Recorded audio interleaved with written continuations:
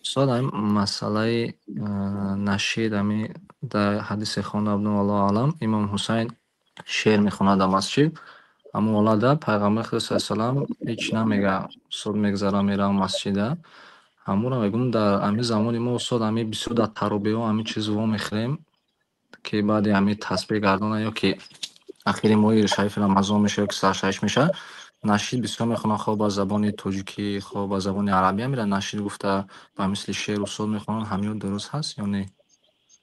اگر اولش این که از حضرت حسین من نمیدونم که اون کس در زمان پیامبر صلی الله علیه و شعر گفته باشه و پیامبر صلی الله علیه و چیزی نگفته باشه. این از حسان ابن ثابت شاعری پیامبر صلی الله علیه و سلم ثابت است که كنت انشد فيها وفيها من هو خیر منك.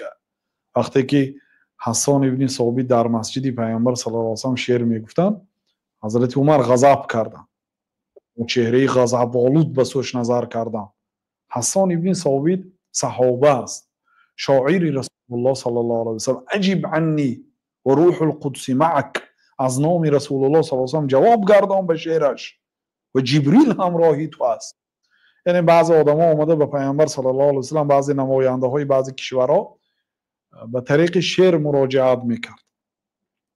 پیامبر صلی الله علیه و سلم امکانی جواب دادن به شعر داشتن، چون پیامبر صلی الله علیه و سلم چنین سخنها رو میگفتند که از شعر با قوت است و بعد شعرها رو هم گفتند.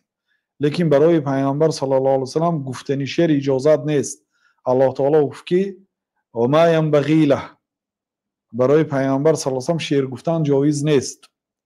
یک دو بیت یگان بیت میگفتن، انا نبی لا کذب انا ابن عبد المطلب، مانندی در جنگ حنین گفتن، یا در امارت مسجدشان صلوات الله و سلام علیه بعضی شعرهای صحابه ها رو زمزمه کردن یا یک دو بیت خواندن.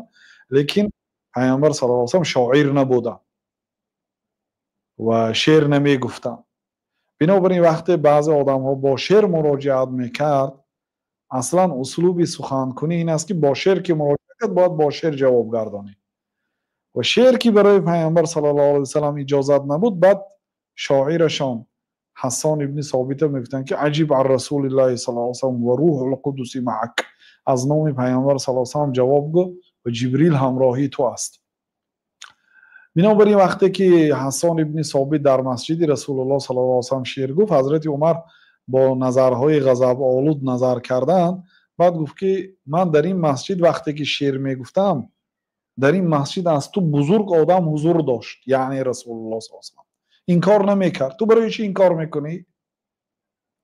یعنی اگر شعر مانند شعر حسان ابن ثابت باشد، شعری که مضمونش درست باشد، گفتنش درست است در مسجد، یعنی برای شاهد، برای دلیل نه، برای فهمانیدن یک سخن، نقل از بزرگان یا از شعر شاعرها، هیچ گپی ندارد.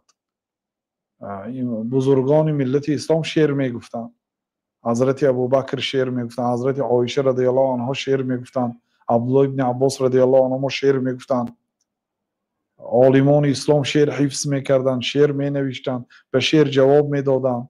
هیچ گپی نداره اگر مضمونش درست باشه.